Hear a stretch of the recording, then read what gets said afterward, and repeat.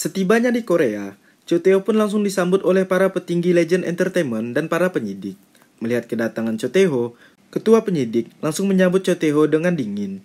Sang ketua pun berbisik kepada Cho Tae-ho dan mengatakan bahwa ia sebaiknya berhati-hati karena tak lama lagi ia akan segera ditangkap atas kasus meninggalnya Yoon Soo-hee. Hal ini tentunya membuat Cho Tae-ho panik dan memikirkan cara agar ia bisa selamat dari pihak kepolisian. Di sisi lain, kepulangan Cho Tae-ho pun tentu menjadi berita di masyarakat, hingga Jak Sa-yeon pun mengetahui hal tersebut. Tak lama kemudian, ia langsung menghubungi ketua penyidik untuk menanyakan kebenaran bahwa Cho Tae-ho adalah pelaku pembunuhan adiknya menurut pernyataan Ra-bong-si. Namun, ketua penyidik mengatakan bahwa sebaiknya Jak Sa-yeon menunggu pernyataan di media. Setelah ia menelpon sang ketua penyidik, Jak Sa-yeon pun mendapatkan informasi dari anak buahnya bahwa Cho Tae-ho sebenarnya telah lama berhasil selamat. Namun, sebelum pulang ke Korea, ia telah disembunyikan oleh Chaldopal selama beberapa bulan di Cina. Setelah itu, ia pun mengingat kejadian beberapa bulan yang lalu ketika ia melihat Chaldopal sedang menjenguk seseorang di rumah sakit di Cina. Ternyata, orang yang dijenguk adalah Cho Tae-ho.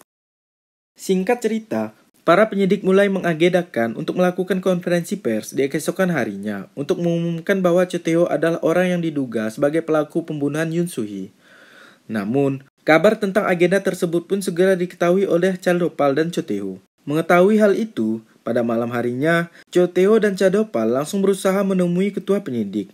Pada saat mereka bertemu, Cho Tae-ho pun langsung mengaku bahwa ia bukanlah pelaku pembunuhan Yoon Soo-hee dan membujuk sang ketua penyidik untuk membawanya sebagai saksi di konferensi pers yang telah direncanakan. Entah bagaimana caranya, pada akhirnya sang penyidik pun luluh dan menuruti permintaan Cho Tae-ho dan memerintahkan anak buahnya untuk tidak membawa Ra-bong-si pada hari konferensi pers berlangsung. Scene pun kembali flashback, di mana pada saat Ra-bong-si masih terdampar. Pada saat itu, ia dan Soo Joon-ho sedang berjalan di hutan. Soo Joon-ho terjatuh ke sebuah lubang perangkap yang pernah dibuat oleh para tentara Cina pada masa peperangan. Di sana, ia menemukan tengkorak binatang yang pernah terperangkap di lubang itu. Hal ini pun membuat mereka mendapatkan sebuah ide untuk memanfaatkan lubang tersebut untuk menangkap babi.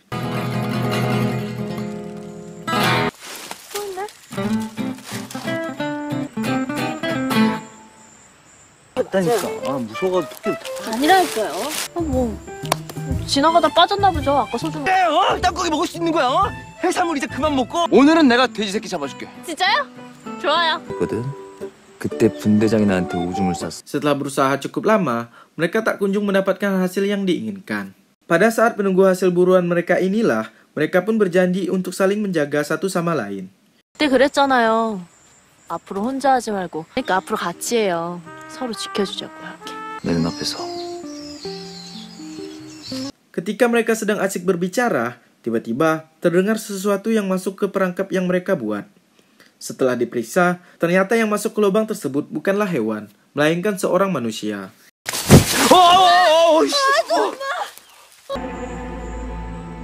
Setelah ditanya, orang tersebut bernama Kim Ki-hwan, atau kita panggil saja Kim, yang merupakan seorang wartawan yang ikut dalam penerbangan Legend Entertainment. Setelah mengenalkan diri, Kim pun membawa Ra-bong-si dan Soo Joon-ho ke perkemahannya. Kim sendiri berhasil mendapatkan sebuah radio yang ternyata masih berfungsi dan suatu hari akan berguna sebagai penyelamat mereka. Singkatnya, Soo Joon-ho pun mengajak Kim untuk tinggal bersama dengan mereka. Namun, kedatangan Kim tidak membuat Cho Tae-ho senang karena ternyata Kim menyimpan suatu rahasia dan bukti kejahatan yang pernah dilakukan oleh Cho Tae-ho. 밖에서 기자였긴 한데. 기자? Di sisi lain, sekretaris Oh Hang terus merenung karena ia merasa bersalah karena terus menutupi kejadian yang sebenarnya atas kematian Yoon Soo-hee. Hal ini tentunya membuat teman-temannya kesal karena ia terus saja melamun. Kim yang mendengar kejadian bahwa Yoon Soo-hee telah meninggal karena bunuh diri, merasa curiga dengan Cho Tae-ho dan mencoba bertanya kepada Oh Hang. Namun, Cho Tae-ho terus mengawasi gerak-gerik mereka. 잘 자요. 누가? 최태호 씨가? Di keesokan hari, Kim mencoba bertanya kepada Jia kejadian sebelum Yoon Soo-hee bunuh diri. Jia pun mengingat bahwa sebelum Yoon Soo-hee bunuh diri, ia tampak baik-baik saja dan tidak ada sesuatu yang aneh. Setelah mengingat hal itu, Jia pun sadar dan langsung berbicara kepada semua teman-temannya bahwa kematian Yoon Soo-hee akibat bunuh diri tidaklah masuk akal.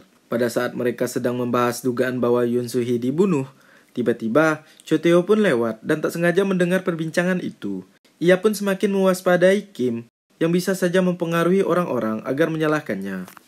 Diketahui, ternyata wartawan Kim mengetahui banyak tentang kehidupan para artis itu. Di hari berikutnya, mereka semua pergi ke hutan untuk mencari jamur. Namun, sang wartawan dan sekretaris Ho Hang hanya tidur dan tidak ikut. Melihat adanya kesempatan untuk menyingkirkan Kim, pada saat orang-orang sedang lengah, Cho Tae-ho diam-diam kembali ke gubuk untuk menyingkirkan Kim. Setibanya di gubuk, Cho Tae-ho pun langsung menghajar Kim yang tak dapat melawan. 왜 벌써 왔어?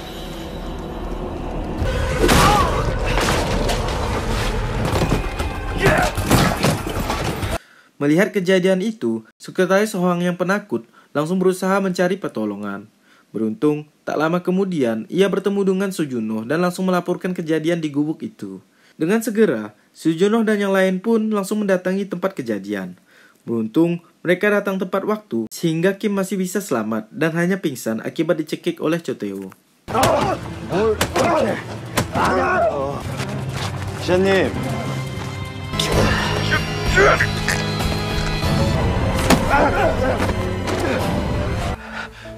김 기자, 이봐. Melihat semua orang datang, Cho Tae-ho pun menjelaskan bahwa Kim telah membuatnya kesal. Mendengar perkataan Cho Tae-ho, Soo Joon-ho yang kecewa pun ingin menghajar Cho Tae-ho. Namun, pada saat mereka akan berkelahi, sekretaris Ho Hang yang sebelumnya diam, tiba-tiba mengatakan kepada semua teman-temannya bahwa Cho Tae-ho lah yang telah membunuh Yoon Soo-hee dan ia adalah saksinya. 태호가 그랬어요. 내가 소희 죽이고 자살한 것. 지금 정말 믿는 거야? 저 미친놈이 한 소리를 믿어주. Mendengar hal itu, mereka semua pun terkejut. Cho Tae-ho tentunya mencoba untuk membela dirinya. Namun, tidak ada yang percaya akan pembelaan tersebut. Presiden Huang yang kesal setelah mendengar pernyataan itu, langsung menghajar Cho Tae-ho. Setelah itu, mereka mengikat Cho Tae-ho agar tidak lagi membahayakan orang lain. 이만큼 불쌍한 놈들 왜 죽여 임마! 나 아니라니까!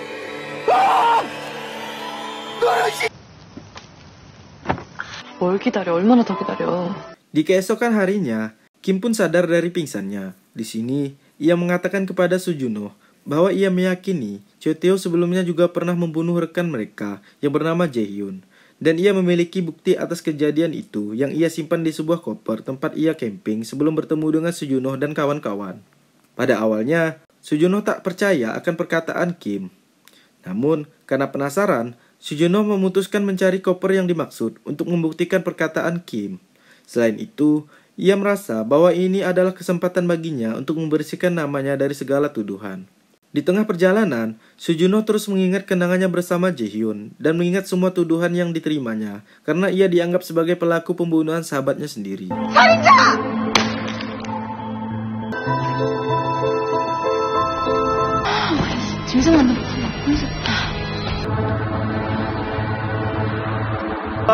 데뷔.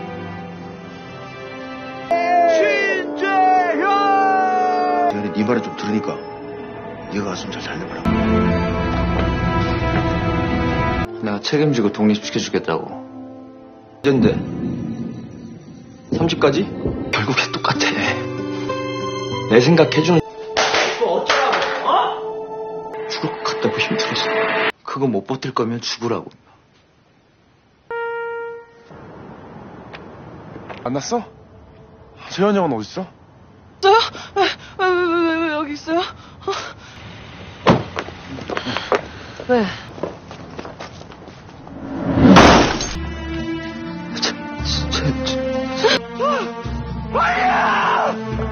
Hingga pada malam hari, ia pun berhasil menemukan tempat perkemahan Kim dan menemukan bukti yang menunjukkan bahwa Cho Tae-ho berada di lokasi pada saat Jae-hyun akan melakukan bunuh diri.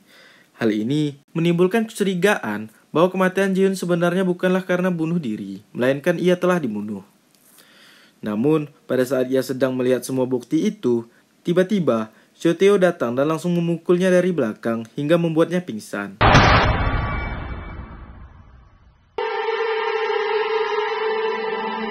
Ternyata, pada saat semua orang sedang lengah, Cho Tae-ho berhasil melepaskan ikatan di tubuhnya dan pergi menemui Soo Joon-ho. Setelah membuat Sujuno pingsan, Cho Tae-ho pun langsung menyeret Sujuno ke sebuah tebing untuk membunuhnya. Sebelum itu, ia juga membuang semua barang bukti yang ditemukan oleh Sujuno. Tak lama kemudian, Sujuno pun sadar. Ia langsung bertanya mengapa Cho Tae-ho tega membunuh Jaehyun. Karena merasa telah terbongkar, Cho Tae-ho pun langsung menceritakan semuanya. Di mana pada saat itu mereka sedang bertengkar tentang sebuah lagu. Jaehyun merasa bahwa selama ini Cho Tae-ho hanya memanfaatkan suaranya karena Cho Tae-ho ternyata tidak bisa bernyanyi. Perkataan itu membuat Cho Tae-ho emosi dan memukul Jaehyun, sehingga membuat kepala Jaehyun terbentur dan tak sengaja membuatnya terbunuh.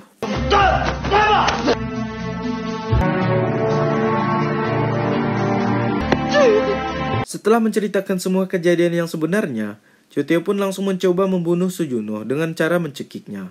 Beruntung, Sujuno berhasil melepaskan cekikan itu, sehingga membuat perkelahian antara mereka berdua pun tak bisa dihindarkan. Hingga membuat mereka berdua hampir terjatuh dari atas tebing tersebut. 내가 너 살려야 되는 이유. 나 그냥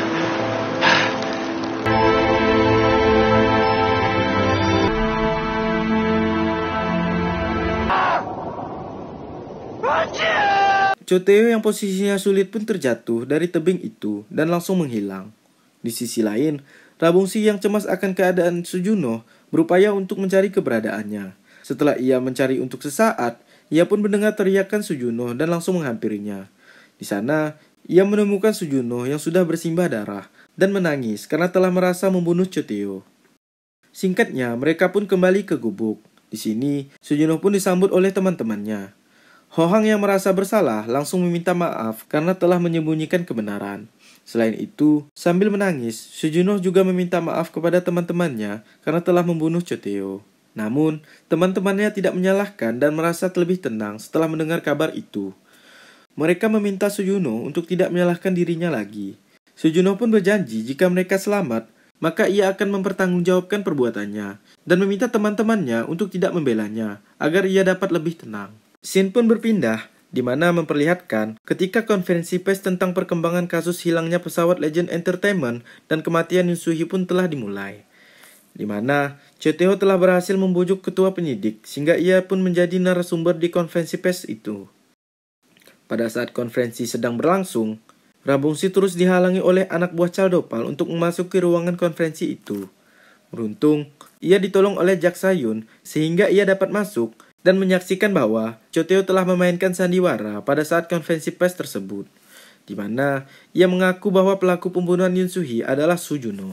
Sambil menangis, ia mengarang cerita bahwa Sujuno berusaha membunuh mereka semua, karena Sujuno tidak ingin ada yang melaporkan kepada pemerintah bahwa ia adalah pelaku pembunuhan Yoon Soo-hee.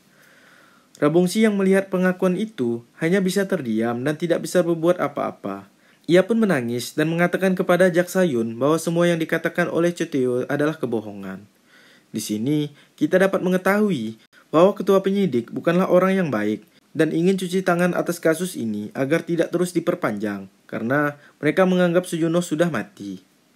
Setelah kejadian itu, Jak Sa-yoon pun mulai meragukan kejujuran Rabongsi. Namun, Rabongsi terus memohon agar Jak Sa-yoon mempercayainya dan meyakinkan bahwa Cho Tae-ho adalah pelaku sebenarnya. Singkatnya, Jak Sa-yoon pun pergi ke kantor Legend Entertainment untuk bertemu dengan Cho Tae-ho.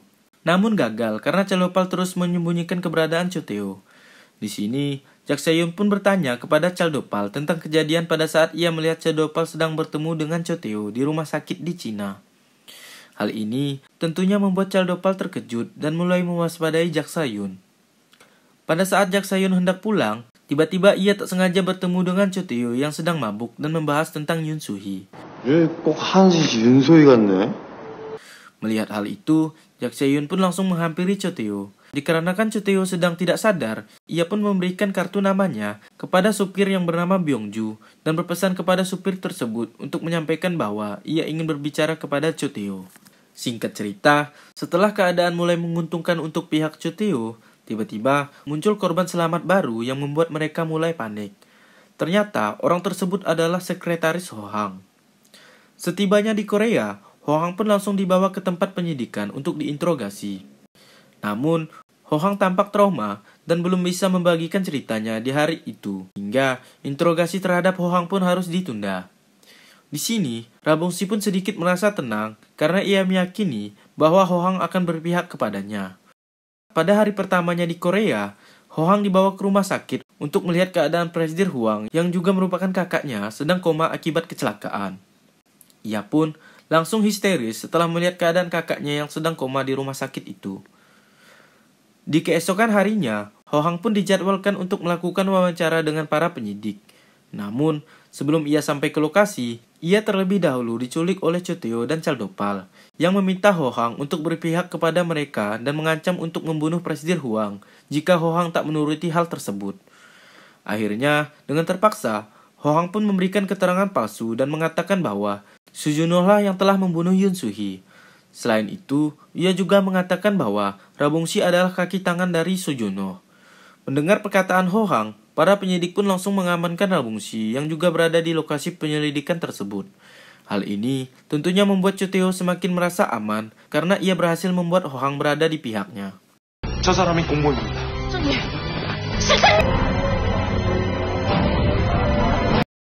Kita pun kembali flashback di mana memperlihatkan manajer Ki-jun yang baru saja terbangun dari tidurnya. Ia tak sengaja mendengarkan suara dari radio. Dengan segera, ia pun langsung mengajak Presiden Huang dan sekretarisnya untuk pergi ke pinggir pulau untuk mengecek sumber suara dari radio itu. Dan ternyata, suara radio tersebut berasal dari sebuah kapal yang sedang melintasi pulau tempat mereka terdampar. 배다. 배네.